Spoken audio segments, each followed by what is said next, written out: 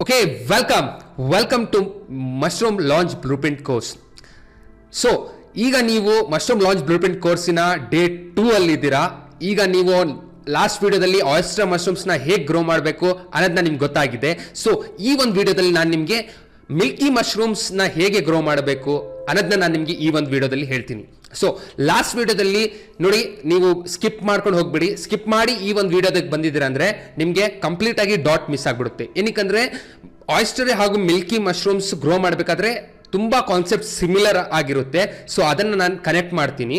So ಅದಕ್ಕೆ ನಾನು ಹೇಳ್ತಿರೋದು, ಲಾಸ್ಟ್ ವಿಡಿಯೋಲ್ಲಿ ನೀವು ಮಿಸ್ ಮಾಡಿದರೆ ದಯವಿಟ್ಟು ಅದನ್ನು ಕಂಪ್ಲೀಟ್ ಮಾಡೇ ಈ ಒಂದು ವಿಡಿಯೋನ ನೋಡಿ.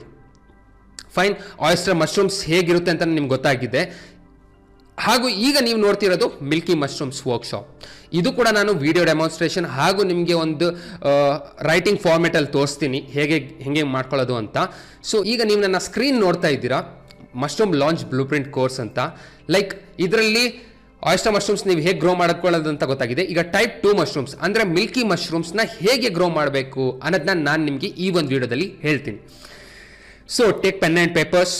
ಲಾಸ್ಟ್ ವಿಡಿಯೋದಲ್ಲಿ ಹೇಳಿದ್ದೆ, ಈ ಒಂದು ವಿಡಿಯೋದಲ್ಲೂ ನಾನು ನಿಮಗೆ ಪೆನ್ ಆ್ಯಂಡ್ ಪೇಪರ್ಸ್ನ ರೆಡಿ ಇಟ್ಕೊಳ್ಳೋಕೆ ಹೇಳ್ತಿದ್ದೀನಿ. ಯಾರ್ಯಾರು ಆ ಲಾಸ್ಟ್ ವಿಡಿಯೋದಲ್ಲಿ ಆ ನೋಟ್ಸ್ ಮಾಡ್ಕೊಂಡು ಆ ಫೋಟೋನ ಕಾಪಿನ ಕಮೆಂಟ್ ಸೆಕ್ಷನಲ್ಲಿ ಹಾಕಿಲ್ಲ, ದಯವಿಟ್ಟು ಹಾಕಿ ನೀವು ಈ ಒಂದು ವಿಡಿಯೋನ ವಾಚ್ ಮಾಡ್ತಾ ಇರಿ. ಫೈನ್.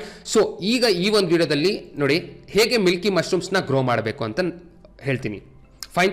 ಸೊ ಈಗ ನೀವು ನೋಡ್ತಾ ಇದ್ದೀರಾ, ಲಾಸ್ಟ್ ಕಾನ್ಸೆಪ್ಟ್ಸಲ್ಲಿ 5 ಕಾನ್ಸೆಪ್ಟ್ಸ್ ಕವರ್ ಮಾಡಿದ್ವಿ ಅಲ್ವಾ, ಅಂದರೆ 5 ಸ್ಟೆಪ್ಸ್ನ ಕವರ್ ಮಾಡಿದ್ವಿ. ಏನೇನು, ಲೈಕ್ ನೋಡಿ, ಸ್ಟಿರಿಲೈಸೇಷನ್ನ ಕವರ್ ಮಾಡಿದ್ವಿ, ಸ್ಪಾನಿಂಗ್ನ ಕವರ್ ಮಾಡಿದ್ವಿ, ಇನ್ಫ್ರಾಸ್ಟ್ರಕ್ಚರ್ಸ್ನ ಕವರ್ ಮಾಡಿದ್ವಿ, ಮೈಸಿಲಿಯಂ ರನ್ ಹಾಗೂ ಕ್ರಾಪಿಂಗ್ನ ಕವರ್ ಮಾಡಿದ್ವಿ, ಮತ್ತು ಫ್ರೂಟಿಂಗ್ನ ನಾವು ಕವರ್ ಮಾಡಿದ್ವಿ. ಹೇಗೆ ಗ್ರೋ ಮಾಡ್ಕೊಂಡು ಬಿಡೋದು ನಮ್ಗೆ ಗೊತ್ತಾಯಿತು. ಅದೇ ರೀತಿ ಇದರಲ್ಲೂ ನೋಡಿ, ಸ್ಟಿರಿಲೈಸೇಷನ್ ಸೇಮ್ ಇರುತ್ತೆ, ಸ್ಪಾನಿಂಗು ಸೇಮ್ ಇರುತ್ತೆ, ಇನ್ಫ್ರಾಸ್ಟ್ರಕ್ಚರ್ಸು ಆಲ್ಮೋಸ್ಟ್ ಸೇಮ್ ಇರುತ್ತೆ, ಮೈಸಿಲಿಯಂ ಆ್ಯಂಡ್ ಟೆಂಪ್ರೇಚರ್ಸು ಅಂದರೆ ಮೈಸಿಲಿಯಂ ರನ್ ಅಂತೂ ಸೇಮ್ ಇರುತ್ತೆ. ಟೆಂಪ್ರೇಚರ್ಸ್ ನಾನು ನಿಮ್ಗೆ ಹೇಳ್ದಂಗೆ ಇದಕ್ಕೆ 30 ರಿಂದ 35 ಡಿಗ್ರಿ ಬೇಕು ಅಂತ ಹೇಳಿದೆ. ಸೊ ಅದು ಟೆಂಪ್ರೇಚರ್ ಸ್ವಲ್ಪ ವೇರಿ ಆಗುತ್ತೆ.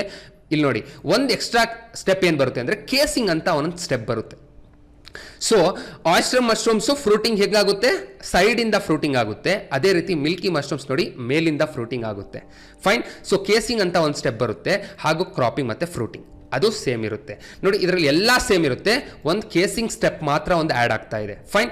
ಅದನ್ನು ನಾವು ಕ್ಲೀನಾಗಿ ಡೆಪ್ತಾಗಿ ಅರ್ಥ ಮಾಡ್ಕೊಂಡು ಹೋಗ್ಬೇಕಂದ್ರೆ ನೋಡಿ, ನಾನು ನಿಮ್ಗೆ ಹೇಳಿದೆ, ಕ್ರಿಮಿನಾಶಕ ಸ್ಟಿರಿಲೈಸೇಷನ್ ಏನಕ್ಕೆ ನಾವು ಮಾಡ್ತಾ ಇದೀವಿ ನಿಮ್ಗೆ ಗೊತ್ತಿದೆ.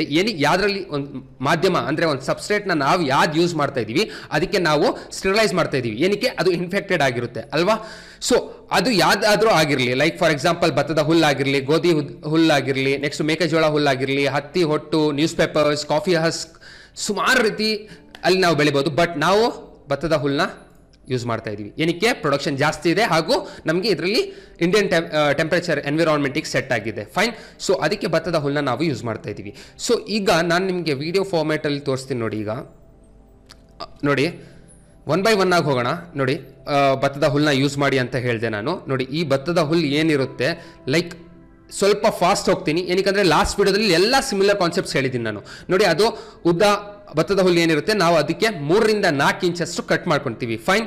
ಸ್ಟಿರಿಲೈಸೇಷನ್ ಪ್ರೋಸೆಸ್ ಸೇಮ್ ಇರುತ್ತೆ ಇದರಲ್ಲಿ, ಓಕೆನಾ. ಇದರಲ್ಲೂ ಭತ್ತದ ಹುಲ್ಲೇ ನಾವು ಯೂಸ್ ಮಾಡ್ತಾ ಇರೋದು. 3 ರಿಂದ 4 ಇಂಚು ಕಟ್ ಆಗ್ತಿದೆ. ಫೈನ್. ಆ 3 ರಿಂದ 4 ಇಂಚು ನಾವು ಆ ಕಟ್ಟರ್ಸಲ್ಲೂ ಕಟ್ ಮಾಡ್ಬೋದು, ಈ ಒಂದು ಕೈಯಿಂದನೂ ಕಟ್ ಮಾಡ್ಕೊಬೋದು. ಫೈನ್. ಸೊ ಅದು ಕಟ್ ಮಾಡ್ಕೊಂಡು ಹೀಗಿರುತ್ತೆ ನೋಡಿ. ಇದೊಂದು ಹೊಸ ಕಾನ್ಸೆಪ್ಟ್ ಇದರಲ್ಲಿ ಆ್ಯಡ್ ಮಾಡಿದೆ. ಅಂದರೆ ಏನಂದರೆ, ಕಾನ್ಸೆಪ್ಟ್ ಅಲ್ಲ, ಅಂದರೆ ಕಟ್ ಮಾಡ್ಕೊಳ್ಳೋಕೆ ಇನ್ನೊಂದು ಸ್ಟೆಪ್. ನೋಡಿ ಹೇಗೆ ಕಟ್ ಮಾಡ್ತಾ ಇದ್ದಾರೆ ಅವರು, ಕ್ಲೀನಾಗಿ ಅಬ್ಸರ್ವ್ ಮಾಡಿ. ಇದೊಂದು ಎಕ್ಸ್ಟ್ರಾ ಲಾಸ್ಟ್ ವಿಡಿಯೋದಲ್ಲಿ ತೋರಿಸಿರಲಿಲ್ಲ, ಅಂದರೆ ಕಟ್ಟಿಂಗ್ ಪ್ರೋಸೆಸ್ ಅಷ್ಟೇ. ಕಟ್ಟಿಂಗಿಗೆ ಇದೊಂದು ಮೆಟೀರಿಯಲ್ನ ಯೂಸ್ ಮಾಡ್ಬೋದು. ನೋಡಿ, ಭತ್ತದ ಹುಲ್ಲು ಎಷ್ಟು 3 ರಿಂದ 4 ಇಂಚ್ ಕಟ್ ಆಗ್ತಿದೆ, ಮತ್ತು ಕೈಯಿಂದನೂ ನೀವು ಕಟ್ ಮಾಡ್ಕೊಂಡು ಹೋಗ್ಬೋದು. ಫೈನ್. ಸೊ ಅದು ಕಟ್ ಮಾಡ್ಕೊಂಡು ನಂತರ ಹೇಗೆ ಕಾಣಿಸುತ್ತೆ,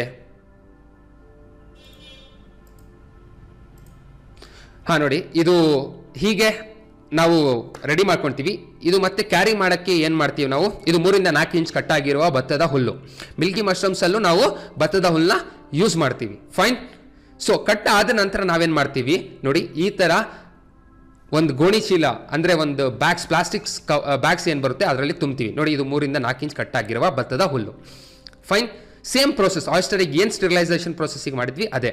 ನೋಡಿ, ಅದಾದ ನಂತರ ನಾವೇನು ಮಾಡಿದ್ವಿ, ಬ್ಯಾರಲ್ಸ್ನ ತಗೊಂಡ್ವಿ, ಸ್ಟೀಲ್ ಬ್ಯಾರಲ್ಸ್ನ ಸ್ಟಿರಿಲೈಸೇಷನ್ ಪ್ರೋಸೆಸ್ಸಿಗೆ. ನಿಮ್ಮ ಭತ್ತದ ಹುಲ್ಲು ಹಾಟ್ ವಾಟರ್ ಸ್ಟಿರಿಲೈಸೇಷನಲ್ಲಿ ನಾವು ಅದನ್ನು ಕ್ರಿಮಿನಾಶಕ ಮಾಡ್ತಾ ಇದ್ದೀವಿ. ಸೊ ಏನಾದರೂ ಇನ್ಸೆಕ್ಟ್ಸ್ ಪೆಸ್ಟ್ ಇದ್ದರೆ ಅದನ್ನು ಕ್ಲೀನ್ ಮಾಡ್ತಾ ಇರೋದು. ಸೊ ನೋಡಿ, ಅದು ನಾವು ಬ್ಯಾರಲ್ಸ್ನ ಫಿಲ್ ಮಾಡ್ಕೊಂಡ್ವಿ. ಲೈಕ್ ಆ ಒಂದು 100 ಲೀಟರ್ಸ್ಗಿಂತ ಸ್ವಲ್ಪ ಜಾಸ್ತಿ, 200 ಲೀಟರ್ ಬ್ಯಾರಲ್ಸಿಗೆ 100 ಲೀಟರ್ಸ್ಗಿಂತ ಸ್ವಲ್ಪ ಜಾಸ್ತಿ ನೀರು ಹಾಕ್ಕೊಂಡು ನಾವು ಅದನ್ನು ಕಾಯ್ಸಕ್ಕೆ ಶುರು ಮಾಡ್ತೀವಿ ಅಲ್ವಾ. So same process. ಅದಕ್ಕೆ ನಾನು ಹೇಳ್ತಿರೋದು ನಿಮಗೆ, ನೀವು ಲಾಸ್ಟ್ ವಿಡಿಯೋನ ಕರೆಕ್ಟಾಗಿ ವಾಚ್ ಮಾಡಿ ಬನ್ನಿ. ಏನಕ್ಕೆ ಇದರಲ್ಲಿ ನಾನು ಇಷ್ಟು ಸ್ವಲ್ಪ ಸ್ಪೀಡಪ್ ಮಾಡ್ತಾ ಇದ್ದೀನಿ, ಬಟ್ ಲಾಸ್ಟ್ ವಿಡಿಯೋದಲ್ಲಿ ನಾನು ಕ್ಲೀನಾಗಿ ಡೆಪ್ತಾಗಿ ಸ್ಲೋ ಮೂಮೆಂಟಲ್ಲಿ ಹೇಳಿದ್ದೀನಿ, ಓಕೆನಾ. ಸೊ ಅದಾದ ನಂತರ ನಾವು ಈ ಥರ ಅದಕ್ಕೆ ಬೆಂಕಿ ಕೊಡೋಕ್ಕೆ ಆ ಬ್ಯಾರಲ್ಸ್ಗಳಿಗೆ ಆ ಥರ ಮೆಟೀರಿಯಲ್ಸ್ನ ಯೂಸ್ ಮಾಡ್ತೀವಿ. ಸೊ ನೋಡಿ, ನೋಡಿ ಅದು ಎಷ್ಟು ಬಾಯ್ಲ್ ಆಗಬೇಕಂದ್ರೆ 90 ಡಿಗ್ರಿ ಎಕ್ಸಾಕ್ಟ್ ಪ್ರೈಸ್, ಬಟ್ ಇದು ಅವಾಪರೇಟ್ ಆಗ್ತಾ ಇರಬೇಕು ನೀರು, ಅಷ್ಟು ನಾವು ಕಾಯಿಸ್ತೀವಿ. ಫೈನ್, ಗೊತ್ತಾಗ್ತಾ ಇದೆಯಲ್ಲ. ಅದಾದ ನಂತರ ನೀರು ಕಾಯಿಸಿದ ನಂತರ ನಾವು ಆ ಭತ್ತದ ಹುಲ್ಲು ಏನು 3 ರಿಂದ 4 ಇಂಚ್ ಕಟ್ ಮಾಡ್ತಾ ಇದ್ದೀವಿ, ಸೊ ಅದು ಮತ್ತೆ ಬ್ಯಾರಲ್ಸಲ್ಲಿ ತುಂಬ್ತೀವಿ. ಫೈನ್, ನೋಡಿ ಅದು ಪ್ರೆಸ್ ಮಾಡ್ತಾ ಇದ್ದೀವಿ, ರೈಟ್. ಇದು ಹೇಳಿದ್ದೀನಿ ನಾನು ನಿಮಗೆ ಅಲ್ವಾ. ಸೊ ಅದು ಪ್ರೆಸ್ ಮಾಡಿದ ನಂತರ ನಾವೇನು ಮಾಡ್ತಾ ಇದ್ದೀವಿ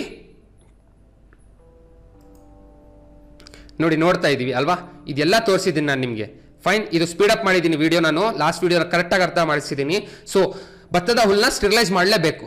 ಫೈನ್, ಮಿಲ್ಕಿ ಆಗಿರಲಿ ಆಯಿಸ್ಟರ್ ಆಗಿರಲಿ. ಫೈನ್, ನೋಡಿ ಫೈನ್, ಇದು ಚೆಕ್ ಮಾಡಿದ್ವಿ. ಅದಾದ ನಂತರ ನಾವು ಕ್ಲೋಸ್ ಮಾಡಕ್ಕೆ ಹೇಳಿದೆ ಅಲ್ವಾ, ನಾನು ಆ ಬ್ಯಾರಲ್ಲಿಗೆ ಕ್ಲೋಸ್ ಮಾಡಕ್ಕೆ ಹೇಳಿದೆ ನಾನು. ಫೈನ್, ಸ್ಟಿರಿಲೈಸೇಷನ್ ಪ್ರೋಸೆಸ್ ಸೇಮ್ ಇರುತ್ತೆ, ಏನು ಡಿಫ್ರೆನ್ಸ್ ಆಗಲ್ಲ. ಫೈನ್, ಇದು ಕಟ್ತೀವಿ ನಾವು. ಇದು ಕಟ್ಟಿ ಒಂದು 15 ರಿಂದ 20 ನಿಮಿಷ ಮತ್ತೆ ಬಿಡ್ತೀವಿ. ಆ ಬಿಸಿ ನೀರಲ್ಲಿ ನಿಮ್ಮ ಭತ್ತದ ಹುಲ್ಲು ಮಿಕ್ಸ್ ಆಗಿಬಿಟ್ಟು ಎಲ್ಲ ಏನಾದರೂ ಇನ್ಸೆಕ್ಟ್ಸ್ ಪೆಸ್ಟ್ ಏನಾದರೂ ಇದ್ರೆ ಸತ್ತೋಗ್ಬಿಡ್ಲಿ ಅಂತ. ಫೈನ್, ಅದಾದ ನಂತರ ಮತ್ತೆ ನಾವು ನೀರನ್ನ ಚೆಲ್ತೀವಿ. ನೋಡಿ, ಎಲ್ಲ ಬ್ಯಾರಲ್ಸಿಗೆ ಎಷ್ಟು ಬ್ಯಾರಲ್ಸ್ ಮಾಡ್ಕೊತೀರಾ ಅಷ್ಟು ಬ್ಯಾರಲ್ ನೀರು ಚೆಲ್ಲಿದ ನಂತರ ಆ ಭತ್ತದ ಹುಲ್ಲನ್ನ ಒಣಗಕ್ಕೆ ಹಾಕ್ತೀವಿ. ಕ್ಲೀನ್ ಟಾರ್ಪೋಲಿನ್ ಮೇಲೆ ಒಣಗಕ್ಕೆ ಹಾಕ್ತೀವಿ, ಹಾಗೆ ಆಡಾಡಿಸ್ತಾ ಇರ್ತೀವಿ. ಸೊ ಅದು ಎಷ್ಟು ಸ್ವಲ್ಪ ಡ್ರೈ ಅಪ್ ಆಗಿರಬೇಕು ಓಪನ್ ಏರಲ್ಲಿ. ಎಷ್ಟು ಅಂದರೆ 60% ಅಷ್ಟು ಒಣಗಿರಬೇಕು ಅಂತ ಹೇಳಿದೆ. ಅಂದರೆ 60% ಅಷ್ಟು ಒಣಗಿರಬೇಕು, ಅದರಲ್ಲಿ ನೀರಿನ ಅಂಶ ಇರಬೇಕಷ್ಟೇ ಅಲ್ವಾ. ಹೀಣಿದ್ರೆ ನೀರು ಇಳಿಬಾರ್ದು. ಫೈನ್, ಇದು ನಾನು ನಿಮಗೆ ಹೇಳಿದೆ ಅಲ್ವಾ. ನೋಡಿ, ಹೀಣಿದ್ರೆ ನೀರು ಇಳಿತಿಲ್ಲ ಅಲ್ವಾ. ಸೊ ನೋಡಿ, ನೀರಿನ ಅಂಶ ಇರಬೇಕು, ಬಟ್ ಕಂಪ್ಲೀಟಾಗಿ ಒಣಗಿರಬಾರ್ದು. 60% ಅಷ್ಟು ಒಣಗಿರ್ಬೇಕಷ್ಟೇ, ಅದರಲ್ಲಿ 40% ಅಷ್ಟು ನೀರಿನ ಅಂಶ ಕಾಣಿಸ್ಬೇಕು ನಮಗೆ. ಫೈನ್, ಅದು ಹೆಂಗೆ ಗೊತ್ತಾಗುತ್ತೆ ಅಂದರೆ, ಹೀಣಿದ್ರೆ ಕಂಪ್ಲೀಟಾಗಿ ನೀರು ಇಳಿಬಾರ್ದು, ಬಟ್ ಅದರಲ್ಲಿ ನೀರಿನ ಅಂಶ ಇರಬೇಕು. ಸೊ ಈ ಥರ ಪ್ರೋಸೆಸ್. ಫೈನ್, ಇದು ನಮ್ಮ ಸ್ಟಿರಿಲೈಸೇಷನ್ ಪ್ರೋಸೆಸ್ಸಲ್ಲಿ ಇದೆ ಅಲ್ವಾ. ಇದನ್ನು ನಾವು ಸ್ಟಿರಿಲೈಸ್ ಮಾಡ್ಕೊಂಡ್ವಿ, ಫಸ್ಟ್ ಸ್ಟೆಪ್ ಮುಗೀತು ನಮ್ಮದು ಅಲ್ವಾ. ನಾನಿದು ನಿಮಗೆ ಇದರಲ್ಲೂ ಹೇಳಿದೆ, ಏನೋ ನನ್ನ ಪೇಂಟ್ ಅಂದರೆ ನನ್ನ ಡಿಜಿಟಲ್ ನೋಟ್ ಪ್ಯಾಡ್ ಅಲ್ಲಿ ಡ್ರಾ ಮಾಡಿ ತೋರಿಸಿದೆ ನಿಮಗೆ. ಫೈನ್, ಮತ್ತೆ ನಾನು ತೋರಿಸ್ಬೇಕಂತ ಏನು ಅವಶ್ಯಕತೆ ಇಲ್ಲ ಅಲ್ವಾ. ಅದಕ್ಕೆ ನಾನು ಹೇಳ್ತಿರೋದು, ಆಯಿಸ್ಟರ್ ಮಶ್ರೂಮ್ಸ್ನ ಯಾರು ಕರೆಕ್ಟಾಗಿ ವಾಚ್ ಮಾಡಿಲ್ಲ ಅದು ಕ್ಲೀನಾಗಿ ವಾಚ್ ಮಾಡ್ಕೊಂಡೆ ಮುಂದೆ ಹೋಗ್ತಾ ಇರಿ. ಏನಕ್ಕೆ ಒಂದು ಸಿಂಗಲ್ ಡಾಟು ನೀವು ಮಿಸ್ ಮಾಡಿದರೆ ನೋಡಿ, ಇದೇ ಮಿಸ್ ಆಗೋದು ಅಲ್ವಾ. ಈಗ ನೀವು ಡೈರೆಕ್ಟಾಗಿ ಇಲ್ಲಿಗೆ ಬಂದಿದ್ದಿದ್ರೆ ನಿಮ್ಗೇನು ಗೊತ್ತಾಗ್ತಾ ಇತ್ತು ಅಲ್ವಾ. ನಾನು ಫಾಸ್ಟ್ ಹೇಳಿಬಿಟ್ಟೆ ಏನೇನು ಮಾಡಬೇಕು ಅಲ್ಲ, ಅದೇ ಹೇಳಿರೋದಲ್ಲಿ ಕಂಪ್ಲೀಟಾಗಿ ಡೆಪ್ತಾಗಿ ಹೇಳಿದ್ದೀನಿ. ಬಟ್ ಇಲ್ಲಿ ನಾವು ಸ್ಟಿರಿಲೈಸ್ ಭತ್ತದ ಹುಲ್ಲನ್ನ ಮಾಡ್ಕೊಳ್ಳೋದು ಹೇಗೆ ಅಂತ ನಾನು ನಿಮಗೆ ಹಿಂಗೆ ಹೇಳಿದ್ದೀನಿ. ಫೈನ್, ಸ್ವಲ್ಪ ಸ್ಪೀಡ್ ಪೋಸ್ಟರಲ್ಲಿ. ಸೊ ಭತ್ತದ ಹುಲ್ಲನ್ನ ನಾವು ಸ್ಟಿರಿಲೈಸ್ ಮಾಡ್ಕೊಂಡ್ವಿ, ಓಕೆನಾ. ಸೊ ಇದು ಒಂದು ಪ್ರೋಸೆಸ್ ಮುಗೀತು. ನೆಕ್ಸ್ಟ್ ಪ್ರೋಸೆಸ್ಸಲ್ಲಿ ಏನು, ಅಣಬೆ ಮೊಟ್ಟೆ ಇಡುವಿಕೆಯಲ್ಲಿ ನೋಡಿ, ಇದರಲ್ಲೂ ಏನು ಸೇಮ್ ಪ್ರೋಸೆಸ್ ಇರುತ್ತೆ. Fine, process same. ನೀವು ಲೇಯರ್ಡ್ ಸ್ಪಾನಿಂಗೇ ಮಾಡ್ತೀರಾ. ನೀವು ಮೊಟ್ಟೆ ಲೇಯರ್ಡ್ ಸ್ಪಾನಿಂಗ್ ಮತ್ತು ಮಿಕ್ಸ್ ಫಾರ್ಮಿಂಗ್, ಮಿಕ್ಸ್ಡು ಬೇಡ, ಲೇಯರ್ಡ್ ಸ್ಪಾನಿಂಗ್ ಸ್ಟಾರ್ಟ್ ಮಾಡಿ. ಲೇಯರ್ಡ್ ಸ್ಪಾನಿಂಗ್ ನಿಮ್ಗೆ ಹೆಂಗೆ ಮಾಡೋದಂತ ನಾನು ನಿಮ್ಗೆ ಹೇಳಿದ್ದೀನಿ. ಲೈಕ್ ಫಾರ್ ಎಕ್ಸಾಂಪಲ್ ನನ್ನ ನೋಡಿ, ಲೇಯರ್ ಸ್ಪಾನಿಂಗ್ ಹೆಂಗೆ ಮಾಡೋದಂತ ಹೇಳಿದ್ದೀನಿ ನಿಮಗೆ. ನೋಡಿ, ಫಸ್ಟ್ ಲೇಯರ್ ಸ್ಪಾನಿಂಗ್ ಮಾಡೋಕ್ಕಿಂತ ಮುಂಚೆ, ಸ್ಪಾನಿಂಗ್ ಬೀಜಕರಣ ಮಾಡೋಕ್ಕಿಂತ ಮುಂಚೆ ನಿಮ್ಮ ಭತ್ತದ ಹುಲ್ಲು ಎಲ್ಲಿದೆ ಒಣಗ್ತಾ ಇದೆ ಟಾರ್ಪಲ್ ಮೇಲೆ, ಆವಾಗ ಕ್ಲೀನಾಗಿ ಕೈಯೆಲ್ಲ ವಾಶ್ ಮಾಡ್ಕೊಂಡು, ಕಾಲೆಲ್ಲ ವಾಶ್ ಮಾಡ್ಕೊಂಡು ನೀವು ಬೀಜಕರಣಕ್ಕೆ ಕೂರಬೇಕಾಗುತ್ತೆ. ಫೈನ್, ನಿಮ್ಮ ಕೈಯಲ್ಲೂ ನಿಮ್ಮ ಕಾಲು ಅದರಲ್ಲೆಲ್ಲ ಇನ್ಫೆಕ್ಷನ್ಸ್ ಎಲ್ಲ ಇದ್ದರೆ ಅದು ಕ್ಲೀನ್ ಆಗಿಬಿಡಲಿ ಅಂತ. ನೋಡಿ, ಇದು 1 kg ಸ್ಪಾನ್ಸ್ ಪ್ಯಾಕೆಟ್ ಅಂತ ಹೇಳಿದೆ ನಾನು ನಿಮಗೆ. ಸೊ PP ಕವರ್ಸ್ನ ಯೂಸ್ ಮಾಡಿ ಅಂತ ಹೇಳಿದೆ. ಸೊ ಈ ಥರ PP ಕವರ್ಸೇ ಯೂಸ್ ಮಾಡ್ತೀವಿ. ಸೇಮ್ ಪ್ರೋಸೆಸ್ ಇರುತ್ತೆ, ಆಯಿಸ್ಟರ್ ಮಶ್ರೂಮ್ ಹಂಗೆ ಇರುತ್ತೆ. ಫೈನ್, ನೋಡಿ, ಇದನ್ನು ನಾವು ಎಲ್ಲಿ ನಾವು ಕ್ಲೋಸ್ಡ್ ಇರುತ್ತೆ ಅಲ್ಲಿಂದ ನಾವು ಏನು ಮಾಡ್ತಾ ಇದೀವಿ, ನಾವು ಅಲ್ಲಿಂದ ಕಟ್ತಾ ಇದ್ದೀವಿ ಅಲ್ವಾ. ಏನಕ್ಕೆ, ಶೇಪ್ ಬರಲಿ ಅಂತ, ಅಂದರೆ ರೌಂಡಾಗಿ ಶೇಪ್ ಬರಲಿ ಅಂತ. ನೋಡಿ, ಅದು ಕಟ್ಬಿಡ್ತಾರೆ. ಫೈನ್, ಇದು ಹೇಳಿದ್ದೀನಿ.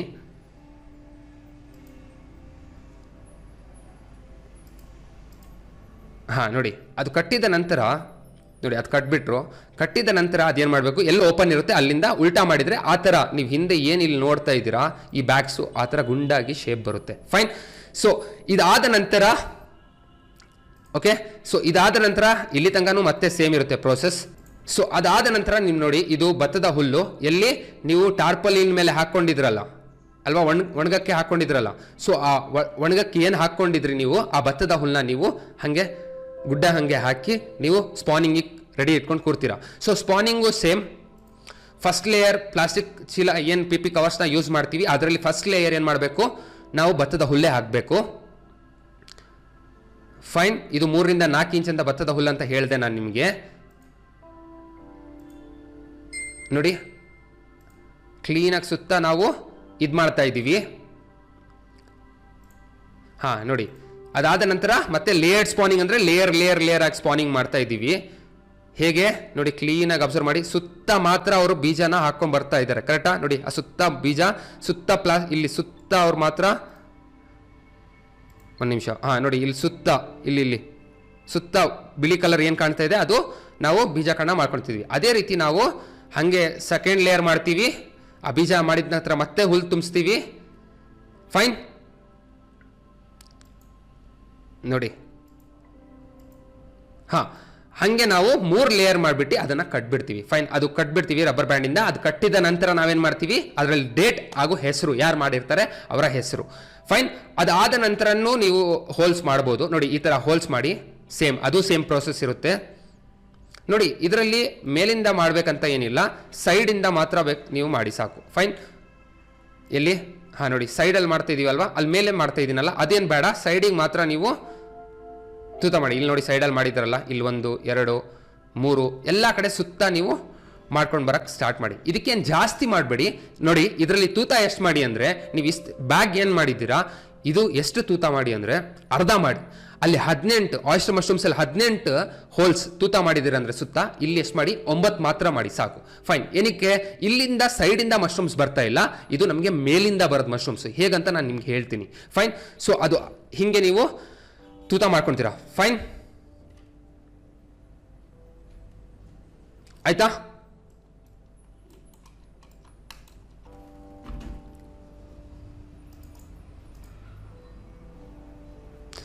ಫೈನ್. ಈಗ ನಿಮಗೆ ಸೇಮ್ ಇದಕ್ಕೂ ನೀವು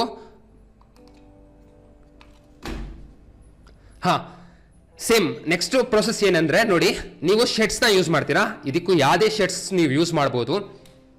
ಲೈಕ್ ಈ ಥರ ಶೆಡ್ಸ್ ಯಾವುದೇ ಬೇಕಾದರೂ ನೀವು ಯೂಸ್ ಮಾಡ್ಕೊಂಡು ಹೋಗ್ಬೋದು. ಸೊ ಈ ಥರ ಶೆಡ್ಸಿಗೆ ಫಸ್ಟ್ ಏನು ಮಾಡ್ತೀರಾ, ಸೇಮ್ ಪ್ರೋಸೆಸ್. ನಾನು ಕ್ಲೀನ್ ಶೆಡ್ಗೆ ನೀವು ಸುತ್ತ ಗೋಣಿ ಚೀಲನ ಕಟ್ಕೊಂಡು ನಂತರ ನೀವು ನೋಡಿ, ಇದು ಮೆಶ್ಶು ಕಟ್ಬೋದು. ನೀವು ಗ್ರೀನ್ ಮೆಶ್ ಏನು ಕಟ್ಟಿದ್ದಾರೆ. ಫೈನ್. ಸೊ ಈ ಥರ ಮೆಶ್ಶು ಕಟ್ಬೋದು ನೀವು.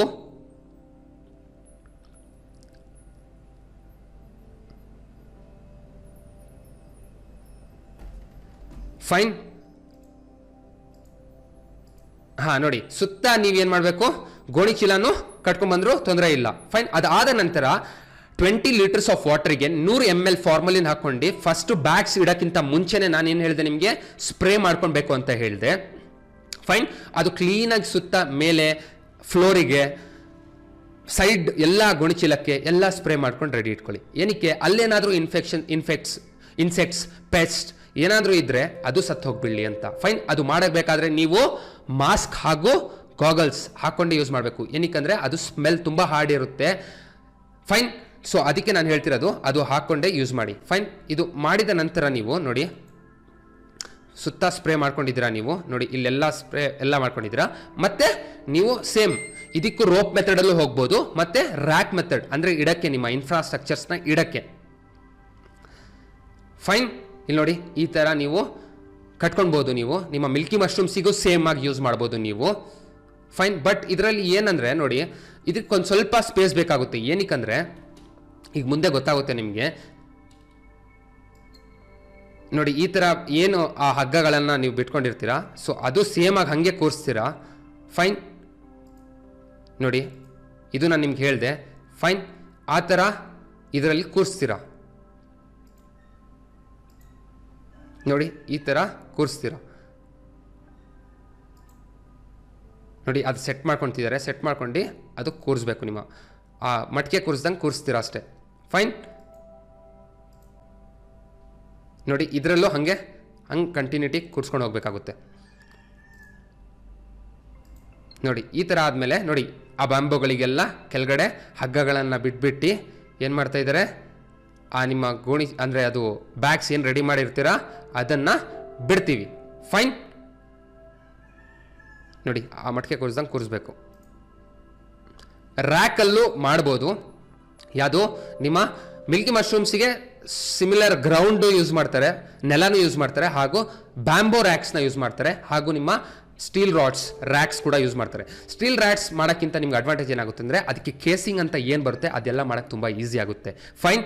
ಬ್ಯಾಂಬೋಗಳಲ್ಲೆಲ್ಲ ಮಾಡಿದರೆ ನೋಡಿ ಇಷ್ಟು ಮಾಡಿದರೆ ಎಲ್ಲಿ ಬಂದ್ವಿ ನೋಡಿ ನಾವು. ನೋಡಿ ನೀವು ಸ್ಪಾನಿಂಗ್ ಲೇಯರ್ ಸ್ಪಾನಿಂಗ್ ಆಗಿ ಮಾಡಿದ್ವಿ. ಹೇಗೆ ಲೇಯರ್ ಆಗಿ 3 ಸ್ಟೆಪ್ ಸ್ಪಾನಿಂಗ್ ಮಾಡಿದ್ವಿ. ಅದಾದ ನಂತರ ಇನ್ಫ್ರಾಸ್ಟ್ರಕ್ಚರ್ಸ್ ಹೇಳಿದೆ, ರೋಪ್ ಮೆಥಡಲ್ಲಿ ಹೋಗಿ ಅಂತ ಹೇಳಿದೆ. ರ್ಯಾಕು ಯೂಸ್ ಮಾಡ್ಬೋದು ನೀವು. ನಿಮ್ಮ ಬ್ಯಾಂಬೋಗಳಲ್ಲಿ ಈ ಥರ ಏನು ನೋಡ್ತಾ ಇದ್ದೀರಾ ಬ್ಯಾಂಬೋಗಳಲ್ಲಿ ಕಟ್ಕೊಂಡು ಬಿಡ್ಬೋದು. ಅದೇ ರೀತಿ ಸುಮ್ಮನೆ ಇಟ್ಕೊಂಡು ಹೋಗೋದು. ಫೈನ್. ಅದನ್ನು ಸ್ವಲ್ಪ ಹತ್ರನೂ ಇಡ್ಬೋದು. ಏನಕ್ಕಂದರೆ ಅದು ನಮಗೆ ಮೇಲಿಂದ ಮಶ್ರೂಮ್ಸ್ ಬರೋದು. ಫೈನ್. ರ್ಯಾಕ್ ಮೆಥಡಲ್ಲೂ ಬ್ಯಾಂಬೋ ಅಥವಾ ಸ್ಟೀಲ್ ರ್ಯಾಕ್ಸ್ನ ಯೂಸ್ ಮಾಡ್ಬೋದು. ಇದು ಆಯಿತು. ಫೈನ್. ಈಗ ನೆಕ್ಸ್ಟು ಬಂದುಬಿಟ್ಟು ಅದಾದ ನಂತರ ನೋಡಿ ನೀವು ಭತ್ತದ ಹುಲ್ಲನ್ನ ಕ್ಲೀನ್ ಮಾಡ್ಕೊಂಡ್ರಿ ಸ್ಟೆರಿಲೈಸೇಷನ್ ಫಸ್ಟ್ ಸ್ಟೆಪ್ಪಲ್ಲಿ. ನೆಕ್ಸ್ಟ್ ಸ್ಟೆಪ್ಪಲ್ಲಿ ನೀವೇನು ಮಾಡಿದ್ವಿ, ಸ್ಪಾನಿಂಗ್ ಬೀಜಕರಣ ಮಾಡಿದ್ವಿ. ಥರ್ಡ್ ಸ್ಟೆಪ್ಪಲ್ಲಿ ಇನ್ಫ್ರಾಸ್ಟ್ರಕ್ಚರ್ಸ್ ಅಂದರೆ ರೋಪ್ ಮೆಥಡ್ಸ್ನ ನೀವು ಯೂಸ್ ಮಾಡಿದ್ರಿ. ಅದು ರೋಪ್ ಲೋ ಕಾಸ್ಟ್ ಫಾರ್ಮಿಂಗ್ ಅಂತ ಹೇಳಿದೆ ನಾನು. ಮತ್ತು ನೀವು ರ್ಯಾಕ್ ಮೆಥಡಲ್ಲೂ ಹೋಗ್ಬೋದು, ಬ್ಯಾಂಬೋ ಅಥವಾ ನಿಮ್ಮ ಸ್ಟೀಲ್ ರ್ಯಾಕ್ಸ್. ನೆಕ್ಸ್ಟ್ ಫೋರ್ತ್ ಸ್ಟೆಪ್ಪಲ್ಲಿ ನಿಮ್ಮ ತಾಪಮಾನ. ನೋಡಿ ಇದರಲ್ಲಿ ತಾಪಮಾನ ಎಷ್ಟಿರಬೇಕು, ಪ್ರೋಸೆಸ್ ಸೇಮ್ ಇರುತ್ತೆ, ಬಟ್ ಇದರಲ್ಲಿ ತಾಪಮಾನ ನಮಗೆ ಜಾಸ್ತಿ ಬೇಕಾಗುತ್ತೆ.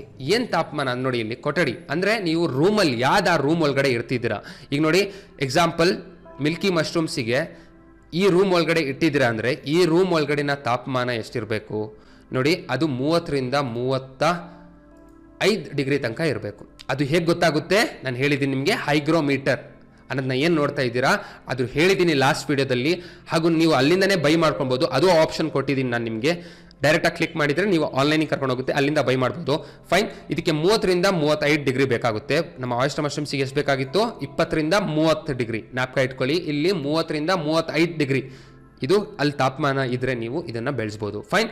ಅದೇ ಚೀಲದ್ದು ಸೇಮ್ 30ರಿಂದ 38 ಡಿಗ್ರಿ, 3% ಅಷ್ಟು 3 ಡಿಗ್ರೀಸ್ ಅಷ್ಟು ಡಿಫ್ರೆಂಟ್ ಆಗುತ್ತೆ. ಫೈನ್. ಅದನ್ನು ನೀವು ಹೇಗೆ ಮೇಂಟೈನ್ ಮಾಡಬೇಕಂತ ಹೇಳಿದೆ ನಾನು. ಇಲ್ಲಿ ನೋಡಿ ನಾನು ಇದು ಹೇಳಿದ್ದೀನಿ ನಿಮಗೆ. ಫೈನ್.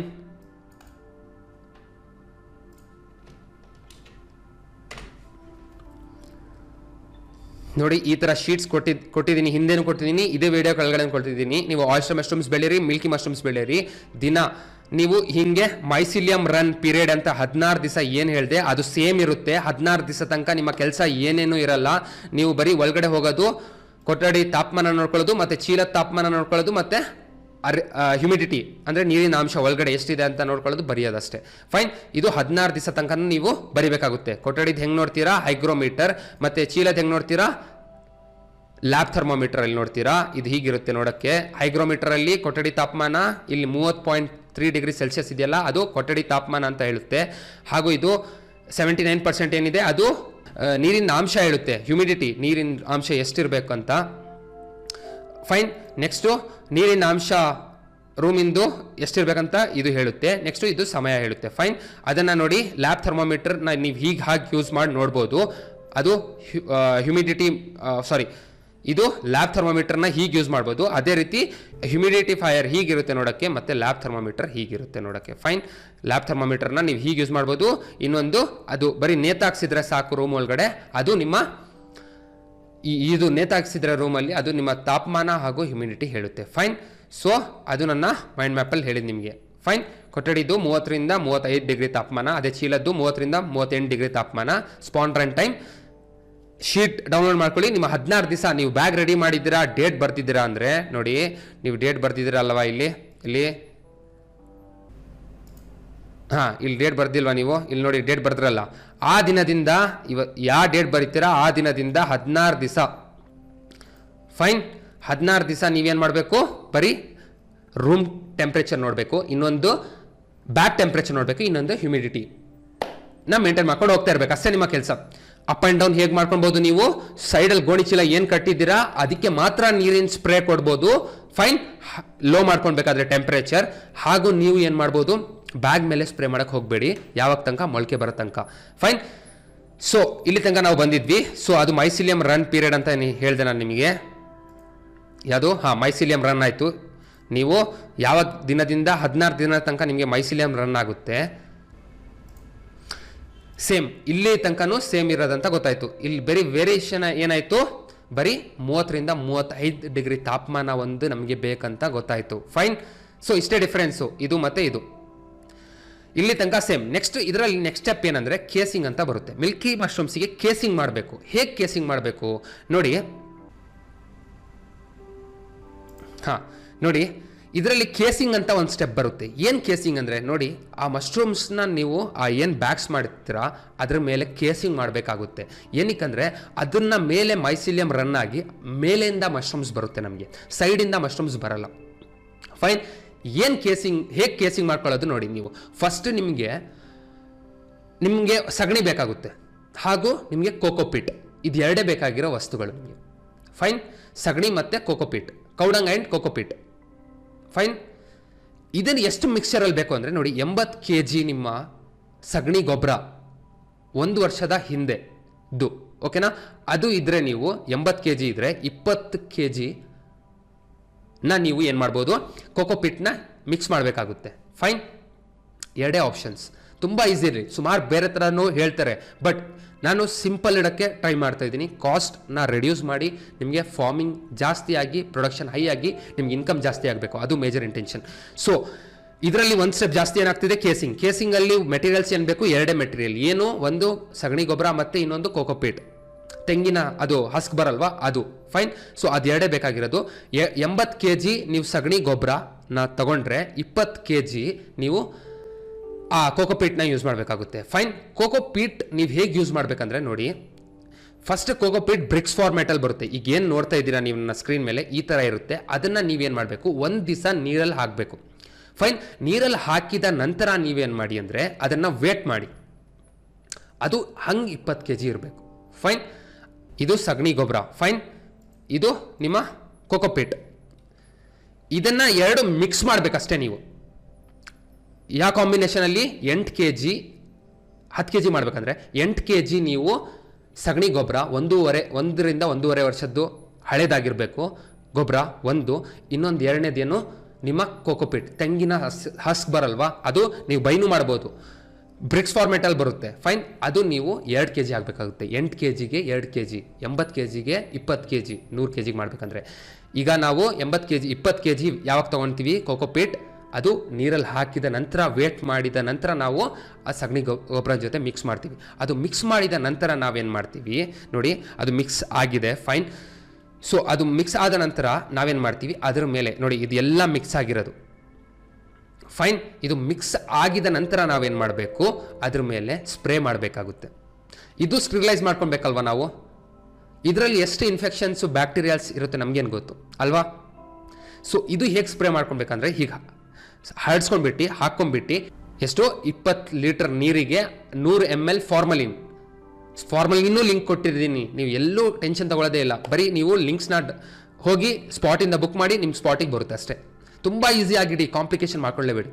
ನೀವು 80 kg ನಿಮ್ಮ ಏನಾಯಿತು ಕೌಡಂಗ್ ಅಂದರೆ ಸಗಣಿ ಗೊಬ್ಬರ, 20 kg ಕೋಕೋಪೀಟ್. 20 kg ಯಾವಾಗ ಒಂದು ದಿವಸ ನೀರಲ್ಲಿ ಒಣಸಿ ಹಾಕಿದ ನಂತರ ಒಂದು ದಿವಸ ನಂತರದ್ದು ವೇಟ್ ಮಾಡಿ ನೀವು ಇದ್ರ ಹಿಂಗೆ ಹಾಕ್ಕೊಂಡಿದ್ದೀರಾ. ಹಿಂಗೆ ಹಾಕ್ಕೊಂಡ ನಂತರ 20 ಲೀಟರ್ ನೀರಿಗೆ 100 ml ಫಾರ್ಮಲಿನ್ ಹಾಕಿ ಸ್ಪ್ರೇ ಮಾಡ್ತೀರಾ.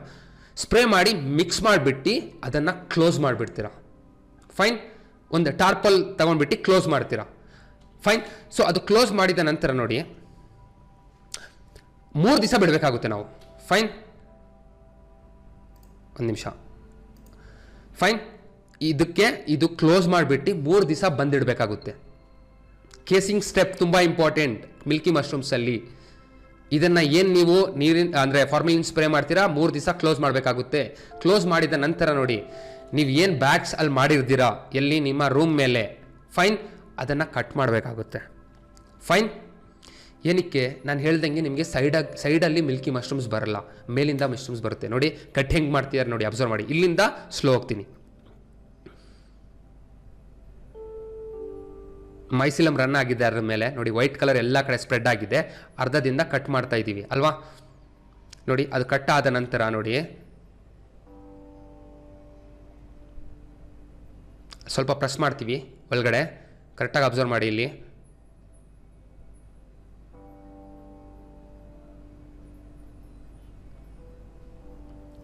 ಹಾಂ, ಒಂದು ಬ್ಯಾಗಲ್ಲಿ 2 ಮಾಡ್ತೀವಿ, ಕಟ್ ಮಾಡ್ತೀವಿ, ಪ್ರೆಸ್ ಮಾಡ್ತಾ ಇದ್ದೀವಿ.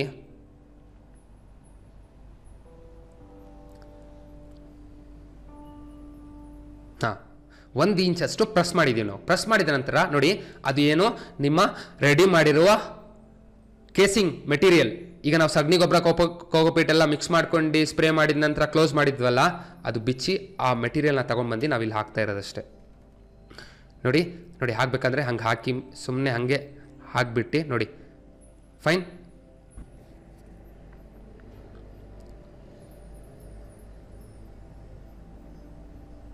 ನೋಡಿ ಆ ಥರ ಹಾಕಿದ ನಂತರ ನಾವು ಸ್ವಲ್ಪ ಲೈಟಾಗಿ ಪ್ರೆಸ್ ಮಾಡ್ತೀವಿ. ಫೈನ್, ಜಾಸ್ತಿ ಪ್ರೆಸ್ ಮಾಡಲ್ಲ, ಸ್ವಲ್ಪ ಲೈಟಾಗಿ. ಅದು ಎಷ್ಟಿದೆ ಕೇಸಿಂಗ್ ಸಾಯಿಲ್? 1 ಇಂಚ್ ಅಷ್ಟಿದೆ ಅಷ್ಟೇ ನೋಡಿ, 1 ಇಂಚ್ ಅಷ್ಟೇ. ಫೈನ್, 1 ಇಂಚಷ್ಟು ನಾವು ಅದರ ಮೇಲೆ ಕೇಸಿಂಗ್ ಸಾಯಿಲ್ ಹಾಕ್ತಾ ಇದ್ದೀವಿ. ಫೈನ್.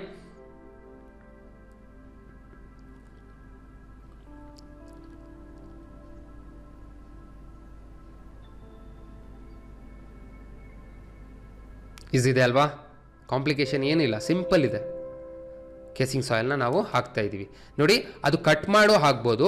ಇನ್ನೊಂದು ಆಪ್ಷನಲ್ಲೂ ತೋರಿಸ್ತೀನಿ ನಾನು ನಿಮಗೆ. ಇದು ಕೇಸಿಂಗ್ ಸಾಯಿಲ್ ನಿಮ್ಮ ರೆಡಿ ಆಗಿರುವ ನೋಡಿ. ಇನ್ನೊಂದು ಸ್ಟೆಪ್ಪಲ್ಲೂ ತೋರಿಸ್ತೀನಿ ನಾನು ನಿಮಗೆ. ನೋಡಿ ಈ ಥರ ಬ್ಯಾಗ್ಸ್ ಮಾಡಿದ್ದೀರಾ ಅಲ್ವಾ ನೀವು. ಫೈನ್, ಇದನ್ನು ಕಟ್ ಮಾಡೋದಂಗೆ ಇಲ್ಲ ನೋಡಿ. ಬ್ಯಾಗ್ ಸಣ್ಣ ಮಾಡ್ಕೊಂಡಿದ್ದಾರೆ, 3 ಲೇಯರ್ಸೇ ಮಾಡಿದ್ದಾರೆ, ಸಣ್ಣ ಮಾಡ್ಕೊಂಡಿದ್ದಾರೆ ನೋಡಿ. ಇಲ್ಲಿ ಏನು ಮಾಡ್ತಿದ್ದೀವಿ, ಬ್ಯಾಗ್ನ ಓಪನ್ ಮಾಡ್ತಾ ಇದ್ದೀವಿ, ಕಟ್ ಮಾಡಲ್ಲ ಇಲ್ಲಿ ನೋಡಿ. ಇಲ್ಲಿ ಏನು ಮಾಡ್ತಾ ಇದ್ದೀವಿ, ಹಾಂ ಫೈನ್ ನೋಡಿ. ಇದು ಬರೀ ನಾವು ತಿರ್ಸ್ಕೊಂಡ್ವಿ ಅಷ್ಟೇ. ಆ ಪ್ಲಾಸ್ಟಿಕ್ ಕವರ್ ಏನಿತ್ತು ಅದನ್ನು, ರಬ್ಬರ್ ಬ್ಯಾಂಡ್ನ ಓಪನ್ ಮಾಡಿ ನಾವು ಅದನ್ನು ಫೋಲ್ಡ್ ಮಾಡ್ಕೊಂಡ್ಬಿಟ್ಟು ಸ್ವಲ್ಪ ಅದ್ರ ಮೇಲೆ ಹಾಗೆ ಪ್ರೆಸ್ ಮಾಡಿಬಿಟ್ಟು ನೋಡಿ, ಅಲ್ಲಿ ಪ್ರೆಸ್ ಮಾಡ್ತಾ ಇದ್ರಲ್ಲ, ಅದು ಪ್ರೆಸ್ ಮಾಡಿಬಿಟ್ಟು ನೋಡಿ ಅದ್ರ ಮೇಲೆ ಕೇಸಿಂಗ್ ಸಾಯಿಲ್ ಹಾಕ್ತಾ ಇದ್ದೀವಿ ಅಲ್ಲ. 2 ಸ್ಟೆಪ್ ಗೊತ್ತಾಯ್ತಾ ನಿಮಗೆ? ಕೇಸಿಂಗ್ ಮೆಟೀರಿಯಲ್ಲು ಗೊತ್ತಾಯಿತು ಹೇಗೆ ರೆಡಿ ಮಾಡ್ಕೊಳ್ಬೇಕು ಅನ್ನೋದು.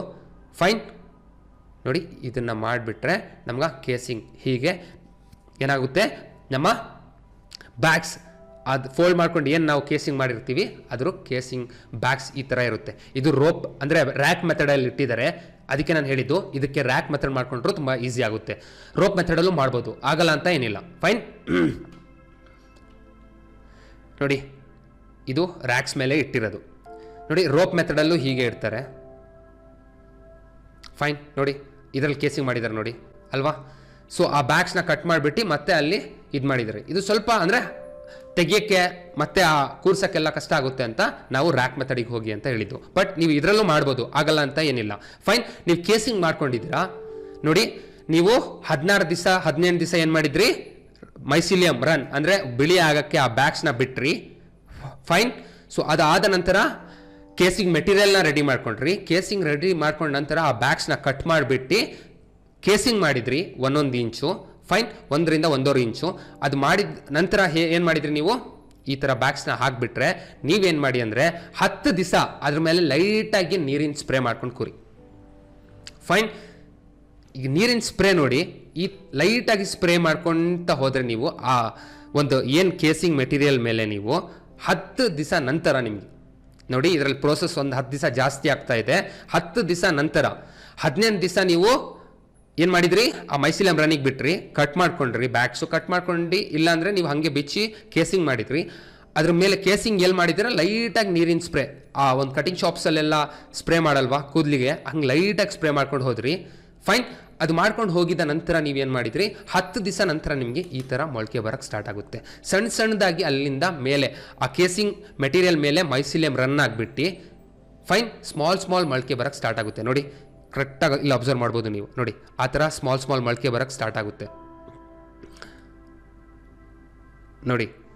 ಮೊಳಕೆ ಬರ್ತಾ ಇರೋದು ಆ ಮೆಟೀರಿಯಲ್, ಕೇಸಿಂಗ್ ಮೆಟೀರಿಯಲಿಂದ ನಿಮ್ಮ ಮೊಳಕೆ ಬರ್ತಾ ಇರೋದು ನೋಡಿ. ಮಿಲ್ಕಿ ಮಶ್ರೂಮ್ಸ್ ನೋಡಿ, ಈ ಥರ ಮಿಲ್ಕಿ ಮಶ್ರೂಮ್ಸು ನಿಮಗೆ ಹೊರಗಡೆ ಬರುತ್ತೆ.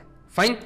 ಈ ಥರ ಮಿಲ್ಕಿ ಮಶ್ರೂಮ್ಸ್ ನಿಮಗೆ ಹೊರಗಡೆ ಯಾವಾಗ ಬರುತ್ತೆ ನೋಡಿ, 18 + 10 ದಿವಸ, 18 ದಿವಸ ಮೈಸಿಲಿಯಂ ರನ್ನಿಗೆ ಬಿಟ್ಟಿದ್ದೀರಾ, ಅಲ್ಲಿ ತನಕ ಸ್ಪ್ರೇ ಮಾಡಲ್ಲ ನೀವು ಬ್ಯಾಗ್ಸ್ ಮೇಲೆ. ಅದು ಓಪನ್ ಮಾಡಿ ಕೇಸಿಂಗ್ ಮಾಡ್ಕೊಂಡು ನಂತರ ನೀವೇನು ಮಾಡ್ತಾ ಇದ್ದೀರಾ, ಸ್ಪ್ರೇ ಮಾಡ್ತಾ ಇದ್ದೀರಾ ಕೇಸಿಂಗ್ ಆದಮೇಲೆ ಲೈಟಾಗಿ. ಅದು 10 ದಿವಸ ನಂತರ ನಿಮಗೆ ಮೊಳಕೆ ಬರೋಕ್ಕೆ ಸ್ಟಾರ್ಟ್ ಆಗುತ್ತೆ. 1-2-3 ದಿವಸದಲ್ಲಿ ನಿಮಗೆ ಫ್ರೂಟಿಂಗ್, ಇಷ್ಟು ದೊಡ್ಡ ಫ್ರೂಟಿಂಗ್ ಬಂದ್ಬಿಡುತ್ತೆ ನೋಡಿ. ಈ ಥರದ್ದೆಲ್ಲ ಫ್ರೂಟಿಂಗ್ಸ್ ಬಂದ್ಬಿಡುತ್ತೆ ನಿಮಗೆ. ಫೈನ್. ಅದ ನಂತರ ನೀವೇನು ಮಾಡಿ ಅಂದರೆ ಕಟ್ ಮಾಡಿಬಿಟ್ಟು ನೋಡಿ, ಆ ಮಣ್ಣು ಏನೇನು ಅದರಲ್ಲಿ ಕೇಸಿಂಗ್ ಮೆಟೀರಿಯಲ್ಸಲ್ಲಿ ಟಚ್ ಆಗಿರುತ್ತೆ, ಇಲ್ಲಿ ನೋಡಿ, ಇಲ್ಲಿ ಟಚ್ ಆಗಿದೆಯಲ್ಲ ಮಣ್ಣೆಲ್ಲ, ಅದೆಲ್ಲ ಕಟ್ ಮಾಡಬೇಕಾಗುತ್ತೆ. ಫೈನ್. ಅದು ಕಟ್ ಮಾಡಿಬಿಟ್ಟು ಬರೀ ನಿಮ್ಮ ಮಶ್ರೂಮ್ಸು, ಫೈನ್, ಆ ಮಶ್ರೂಮ್ಸ್ ಮಾತ್ರ ನೆಕ್ಸ್ಟು ಪ್ಯಾಕ್ ಮಾಡಿ, ನೆಕ್ಸ್ಟು ಬ್ರ್ಯಾಂಡಿಂಗ್, ಮಾರ್ಕೆಟಿಂಗ್, ಸೆಲ್ಲಿಂಗ್, ಇಷ್ಟೇ. ಫೈನ್. ಗೊತ್ತಾಯ್ತಾ ನೋಡಿ, ಮೈಸಿಲಿಯಂ ತನಕನೂ ನಿಮ್ಗೆ ಗೊತ್ತಾಯಿತು ಕೆಲಸ ಏನಿದೆ ಅಂತ. 80% ಕೌಡಂಗ್ನ ಯೂಸ್ ಮಾಡಿ ಅಂದರೆ 80% ಡ್ರೈ ಅಂದರೆ ಒಣಗಿರುವ ಕೌಡಂಗ್ ಅಂದರೆ ಸಗಣಿ ಗೊಬ್ಬರ. 80% ಗೊಬ್ಬರನ ನೀವು ಒಣಗಿರೋ ಗೊಬ್ಬರ ಯೂಸ್ ಮಾಡಿದರೆ 1.5 ವರ್ಷದ ಹಿಂದೆದು ನೀವೇನು ಮಾಡ್ಬೋದು, ಅದ್ರ ಜೊತೆ 20% ವೆಟ್ ಅಂದರೆ ನೀರಲ್ಲಿ ಹಾಕಿ ಆ ಬ್ರಿಕ್ಸ್ನ ನಾನು ನಿಮ್ಗೆ ಏನು ಹೇಳಿದೆ, ಕೋಕೋ ಪೀಟ್ ಅಂತ, ಆ ತೆಂಗಿನ ಹುಯ್ಯ ಹಂಗೆ ಬರಲ್ವಾ, ಆ ಥರದ್ದು. ಅದಕ್ಕೆ ನೀವೇನು ಮಾಡಿ ಅಂದರೆ ಒಂದು ದಿವಸ ನೀರಲ್ಲಿ ಹಾಕಿ ನೋಡಿ, 2 ದಿವಸ ಬಿಟ್ಟರು ಏನು ತೊಂದರೆ ಇಲ್ಲ. ಅದು ಆದ ನಂತರ ನೀರನ್ನು ಚೆಲ್ಬಿಟ್ಟು ಆವಾಗ ನೀವು ವೇಟ್ ಮಾಡಿ. ಫೈನ್. ಆವಾಗ ವೇಟ್ ಮಾಡಿದರೆ 20% ಅಂದರೆ 100 kg ನಾವು ರೆಡಿ ಮಾಡ್ತಾ ಇದ್ದೀವಿ. ನಮ್ಮ ಕೇಸಿಂಗ್ ಮೆಟೀರಿಯಲ್ ಅಂದರೆ 80 kg ಕೌಡಂಗ್ ಒಣಗಿರೋ ಗೊಬ್ಬರ ಹಾಗೂ 20% ವೆಟ್ ನಮ್ಮ ಕೋಕೋಪೀಟ್.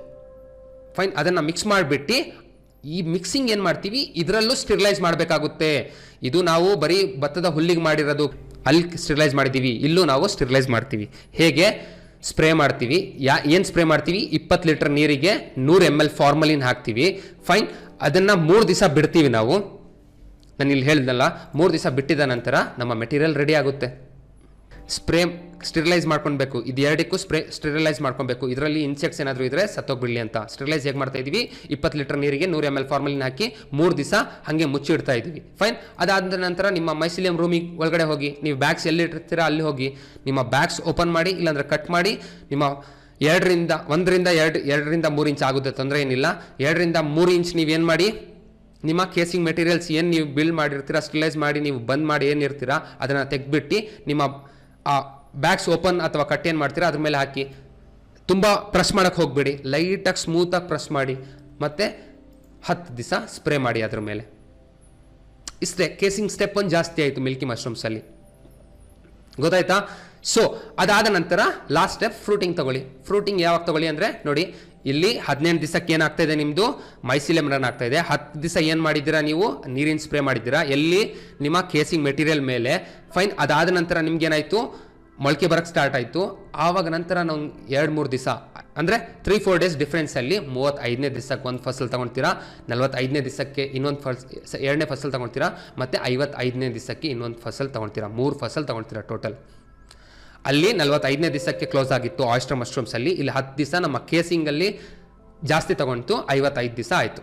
ಸೊ ಇದು 6 step process to grow milky mushrooms. ಇಲ್ಲಿ ಆಯಿಸ್ಟರ್ ಮಶ್ರೂಮ್ಸಲ್ಲಿ ನಾವು 5 ಸ್ಟೆಪ್ಸ್ನ ಯೂಸ್ ಮಾಡಿದ್ವಿ. ಫೈನ್. ಇಲ್ಲಿ ಟೋಟಲ್ ಆಗಿ 6 ಸ್ಟೆಪ್ಸ್ನ ಯೂಸ್ ಮಾಡಿದ್ವಿ. ಕೇಸಿಂಗ್ ಮೆಟೀರಿಯಲ್ ಒಂದು ಜಾಸ್ತಿ ಆಯಿತು. ಫೈನ್. ಮಿಕ್ಕಿದ್ದೆಲ್ಲ ಸೇಮ್. ಗೊತ್ತಾಯ್ತಾ? ಸೊ ನಾನೀಗ ಪೇಂಟಲ್ಲಿ ಏನು ತೋರಿಸ್ಬೇಕಂತ ಏನಿಲ್ಲ ಅಲ್ಲ. ನೋಡಿ, ಇದರಲ್ಲಿ ಒಂದು ಎಕ್ಸ್ಟ್ರಾ ಸ್ಟೆಪ್ಸ್ ಏನು ಮಾಡಿದ್ವಿ ನಾವು, ಲೈಕ್ ಕೇಸಿಂಗಿನ ಒಂದು ತೋರಿಸ್ತೀನಿ ನೋಡಿ. ಬ್ಯಾಗ್ಸ್ನ ಏನು ನೀವು ಈ ಥರ ಬ್ಯಾಗ್ಸ್ ಮಾಡಿ ನೋಡಿ, ಭತ್ತದ ಹುಲ್ಲು, ಬೀಜ, ಮತ್ತು ಭತ್ತದ ಹುಲ್ಲು, ಮತ್ತು ಬೀಜ, ಮತ್ತು ಭತ್ತದ ಹುಲ್ಲು, ಮತ್ತು ಲಾಸ್ಟಿಗೆ ಬೀಜ. ಸೊ ಈ ಥರ 3 ಸ್ಟೆಪ್ಸು ಬ್ಯಾಗ್ಸ್ನ ರೆಡಿ ಮಾಡ್ಕೊಳ್ಳಿ ಅಂತ ಹೇಳಿದೆ ನಾನು. ಆಯಿತಾ? 18 ದಿವಸ ಏನಾಗಿದೆ ಇದರಲ್ಲಿ, 18 ದಿವಸ ಮೈಸಿಲಿಯಂ ರನ್ ಆಗಿದೆ ಅಲ್ವಾ? ಸೊ ಅದಾದ ನಂತರ ನಾವೇನು ಮಾಡಿದ್ವಿ, ಇದನ್ನು ಕಟ್ ಮಾಡಿದ್ವಿ. ಅದಕ್ಕೆ ಇದು ಕಟ್ ಮಾಡಿದ್ವಿ ಅಥವಾ ಇದು ಓಪನ್ ಮಾಡ್ಕೊಂಡ್ವಿ ಅಲ್ವಾ? ಇದು ಓಪನ್ ಮಾಡ್ಕೊಂಡ್ವಿ. ಆವಾಗ ಹೆಂಗಾಯಿತು ನಮ್ಮ ಬ್ಯಾಗು, ಹೀಗಾಯಿತು ಅಲ್ವಾ? ಇದು ಮೈಸಿಲಿಯಂ ರನ್ ಆಗಿದೆ. ಫೈನ್. ಇದೆಲ್ಲ ಕಡೆ ಬಿಳಿ ಕಲರ್ ಮೈಸಿಲಿಯಂ ರನ್ ಆಗಿದೆ. ಅದು ಆದ ನಂತರ ನಾವೇನು ಮಾಡ್ತಾ ಇದ್ದೀವಿ, ಕೇಸಿಂಗ್ ಮೆಟೀರಿಯಲ್ ರೆಡಿ ಮಾಡ್ಕೊಳ್ತಾ ಇದ್ದೀವಿ. ಹೇಗೆ ನೋಡಿ, 80 kg ನಿಮ್ಮ ಸಗಣಿ ಗೊಬ್ಬರ, ಫೈನ್, ಕೌಡಂಗ್, ಅದ್ರ ಜೊತೆ 20 kg ನಿಮ್ಮ ವೆಟ್ ಏನೋ ವೆಟ್ ಕೋಕೋಪೀಟ್. ಫೈನ್, ಇದನ್ನು ಮಿಕ್ಸ್ ಮಾಡಿಬಿಡ್ತಾ ಇದ್ದೀವಿ. ನೋಡಿ ಇಲ್ಲಿ ಒಂದು ಟಾರ್ಪಲ್ ಇದೆ ಅಂತ ತಿಳ್ಕೊಳ್ಳಿ. ಇದನ್ನು ಮಿಕ್ಸ್ ಮಾಡಿಬಿಟ್ವಿ ನಾವು, ಗೊಬ್ಬರ ಮತ್ತು ನಮ್ಮ ಕೋಕೋಪೀಟ್ ಮಿಕ್ಸ್ ಮಾಡಿದ ನಂತರ ನಾವು ಇದ್ರ ಮೇಲೆ ಸ್ಪ್ರೇ ಮಾಡಬೇಕಾಗುತ್ತೆ. ಸ್ಪ್ರೇ ಮಾಡಿದ್ವಿ ಅಲ್ವಾ? ಸ್ಪ್ರೇ ಹೇಗೆ ಮಾಡಿದ್ವಿ? 20 ಲೀಟ್ರ್ ನೀರಿಗೆ 100 ml ಫಾರ್ಮಲಿನ್ ಹಾಕ್ಕೊಂಡ್ಬಿಟ್ಟು ಸ್ಪ್ರೇ ಮಾಡಿದ್ವಿ. ಸ್ಪ್ರೇ ಮಾಡಿದ ನಂತರ ನಾವಿದು ಏನು ಇಲ್ಲಿ ಸ್ಪ್ರೇ ಮಾಡಿರ್ತೀವಿ ಇದನ್ನು ಬಂದ್ ಮಾಡಿಬಿಡ್ತೀವಿ. ಎಷ್ಟು ದಿವಸ? 3 ದಿವಸ. ಸೊ 3 ದಿವಸ ನಂತರ ನಾವೇನು ಮಾಡಿದ್ವಿ, ಇದು ಬ್ಯಾಗ್ಸ್ ಏನು ರೆಡಿ ಮಾಡಿರ್ತೀವಿ ಸೊ ಅದ್ರ ಮೇಲೆ ನಾವು ಕೇಸಿಂಗ್ನ ಕೂರಿಸ್ತೀವಿ ಅಲ್ವಾ? ಇಲ್ಲಿ ಮೇಲೆ ಕೂರಿಸ್ತಾ ಇದ್ದೀವಿ ಕೇಸಿಂಗ್. ಫೈನ್, ಇದು 10 ದಿವಸ ಏನು ಮಾಡ್ತಾ ಇದ್ದೀವಿ, ಕೇಸಿಂಗ್ ಕೂರಿಸಿದಾದ್ಮೇಲೆ ನೀರಿನ ಸ್ಪ್ರೇ, ವಾಟರ್ ಸ್ಪ್ರೇ. ಫೈನ್, ಅದಾದ ನಂತರ ನಮಗೆ ಇಲ್ಲಿಂದ ಸಣ್ಣ ಸಣ್ಣ ಮೊಳಕೆ ಬಂದು ದೊಡ್ಡ ಮಿಲ್ಕಿ ಮಶ್ರೂಮ್ಸ್ ಬರೋಕ್ಕೆ ಸ್ಟಾರ್ಟ್ ಆಗುತ್ತೆ. ಇಷ್ಟು ಮಾಡೋದೇನು ಡಿಫಿಕಲ್ಟಾ? ನಾನು ಅದಕ್ಕೆ ಇಲ್ಲಿ ರೈಟಿಂಗ್ ಫಾರ್ಮ್ಯಾಟ್, ವಿಡಿಯೋ ಫಾರ್ಮ್ಯಾಟ್ ಅಲ್ಲಿ ಹೇಳಿ ನಿಮಗೆ ಪಿಚ್ ಮಾಡಿಸ್ತಾ ಇರೋದು. ಫೈನ್, ಇದು ನಿಮಗೆ ವರ್ಕ್ಶಾಪ್ ಅಂದರೆ ಲೈವ್ ಸೆಷನಲ್ಲೂ ಹೇಳೋಕ್ಕಿದೆಲ್ಲ ಗೊತ್ತಾಗಲ್ಲ. ಏನಕ್ಕೆ ನಾವು ಇದು ಟೆಕ್ನಿಕಲಿ ಪ್ರಿಪೇರ್ಡ್ ಇರ್ತೀವಿ ಅಲ್ವಾ? ಸೊ ಇದನ್ನು ನಾವು ರೆಡಿ ಮಾಡ್ಕೊಂಡು ಏನು ನಿಮ್ಗೆ ಹೇಳಬೇಕು ಅದೆಲ್ಲ ಹೇಳಿ ನಾನು ಪ್ರೆಸ್ ಮಾಡ್ತಾ ಇರೋದು. ಫೈನ್, ಸೊ ಹೀಗೆ ನಾವು ಇದನ್ನು ಮಿಲ್ಕಿ ಮಶ್ರೂಮ್ಸ್ನ ಗ್ರೋ ಮಾಡ್ಬೋದು. ಈಸಿ ಇದೆಯಾ? ಮಿಲ್ಕಿ ಮಶ್ರೂಮ್ಸ್ನ ಈಸಿಯಾಗಿ ಗ್ರೋ ಮಾಡ್ಬೋದು. ನೆಕ್ಸ್ಟು ಅದ್ರ ಜೊತೆ ಇದಾದ ನಂತರ ಮಾರ್ಕೆಟಿಂಗ್, ಬ್ರ್ಯಾಂಡಿಂಗ್, ನೆಕ್ಸ್ಟ್ ಹೋಗ್ತಾ ಹೋಗ್ತಾ ನಿಮ್ಗೆ ಗೊತ್ತಾಗ್ಬಿಡುತ್ತೆ. ಈಸಿಯಾಗಿ ಗೊತ್ತಾಗುತ್ತೆ ಹೇಗೆ ನೀವು ಮಾರ್ಕೆಟ್ ಮಾಡಬೇಕು, ನಿಮ್ಮ ಪ್ರಾಡಕ್ಟ್ ಹೇಗೆ ಬ್ರ್ಯಾಂಡ್ ಮಾಡ್ಕೊಬೇಕು, ಅದೆಲ್ಲ ಸ್ಕಿಲ್ಸ್. ಅದೇ ಹೇಳಿದಲ್ವಾ, ಈಗ ನಾವು ಗ್ರೋಯಿಂಗ್ ಸ್ಕಿಲ್ಸಲ್ಲಿದ್ದೀವಿ. ಟೆಕ್ನಿಕಲ್ ಸ್ಕಿಲ್ಸ್ ತುಂಬ ಇದೆ. ಫೈನ್, ಸೊ ಇದು ಗ್ರೋಯಿಂಗ್ ಸ್ಕಿಲ್ಸ್. ಇಷ್ಟು 6 process to grow milky mushrooms. Easy ಇದೆಯಾ? ಒಂದು ಸ್ಟೆಪ್ ಜಾಸ್ತಿ ಮಾಡ್ಕೊಂಡ್ವಿ. Fine, so oyster mushrooms and milky mushrooms workshops ನಾನು ಕ್ಲೋಸ್ ಮಾಡಿದ್ದೀನಿ. ಅದು ವಿಡಿಯೋ ಆ್ಯಂಡ್ ಪಿಕ್ಚರೈಸ್ ಫಾರ್ಮೆಟಲ್ಲಿ. ಈಸಿ ಇದ್ದರೆ ನೀವು ತಗೊಂಡಿರುವ ಎಲ್ಲ ನೋಟ್ಸ್, ನಿಮ್ಗೆ ಹಾಗೂ ಏನೇ ಡೌಟ್ಸ್ ಇದ್ರೂ ನೀವು ಈ ಕಮೆಂಟ್ ಸೆಕ್ಷನಲ್ಲಿ ಹಾಕ್ಬೋದು. ಫೈನ್, ನೀವು ಏನು ಕೀ ಟೇಕ್ ಅವೇಸ್ ಅಂತಾರಲ್ವ ಅದು ಹಾಕಿ ಮುಂದೆ ಹೋಗ್ತಾ ಇರಿ. ಫೈನ್, ನಿಮ್ಮ ಇಂಪಾರ್ಟೆಂಟ್ ಕೀ ಟೇಕ್ ಅವೇಸ್ ಯಾವ್ದು ಮಾಡ್ಬೋದು, ಹೇಗೆ ನೀವು ಮೂವ್ಮೆಂಟ್ ಮಾಡ್ಬೋದು ಅದನ್ನು ನೀವು ಹಾಕಿ ನೀವು ಮೂವ್ಮೆಂಟ್ ಮಾಡ್ತಾ ಇರಿ. ಈ ವಿಡಿಯೋದಲ್ಲಿ ಇಷ್ಟೇ. ನೆಕ್ಸ್ಟ್ ವಿಡಿಯೋದಲ್ಲಿ ನಾನು ಬಟನ್ ಮಶ್ರೂಮ್ಸ್ನ ನೀವು ಹೇಗೆ ಗ್ರೋ ಮಾಡೋದು ಅನ್ನೋದನ್ನ ನಾನು ನಿಮಗೆ ಪಿಚ್ ಮಾಡ್ತೀನಿ. ಅದು ಕೂಡ ಹೀಗೆ ಇರುತ್ತೆ. ಒಂದು ಎಕ್ಸರ್ಸೈಸ್ ಕೂಡ ನೆಗ್ಲೆಕ್ಟ್ ಮಾಡಬೇಡಿ. ಈ ವಿಡಿಯೋ ಕೆಳಗಡೆನೂ ನಾನು ನಿಮಗೆ ಶೀಟ್ಸ್, ಏನು ಫಾರ್ಮ್ಯಾಟ್ ಶೀಟ್ ಇರುತ್ತೆ ಅದು ಕೊಡ್ತೀನಿ, ಹಾಗೂ ಪ್ರೋಸೆಸ್ ಹೇಗೆ ಇರುತ್ತೆ ಅದು ಕೊಡ್ತೀನಿ, ಹಾಗೂ ನೀವು ಎಲ್ಲೆಲ್ಲಿ ಐಟಮ್ಸ್ ಕೂಡ ನೀವು ಬೈ ಮಾಡ್ಕೊಬೋದು. ಫೈನ್, ಹೀಗೆ ನೀವು ಮಿಲ್ಕಿ ಮಶ್ರೂಮ್ಸ್ನ ಗ್ರೋ ಮಾಡ್ಬೋದು. ಹಾಗೂ ಡಿಫ್ರೆನ್ಸಸ್ ಗೊತ್ತಾಯ್ತು ನಿಮಗೆ ಆಯಿಸ್ಟರ್ ಹಾಗೂ ಮಿಲ್ಕಿ. ನೆಕ್ಸ್ಟ್ ವಿಡಿಯೋದಲ್ಲಿ ನಾವು ಬಟನ್ ಮಶ್ರೂಮ್ಸ್ನ ಕಲಿಯೋಣ. ನೆಕ್ಸ್ಟ್ ವಿಡಿಯೋದಲ್ಲಿ ಸಿಗ್ತೀನಿ. Thank you.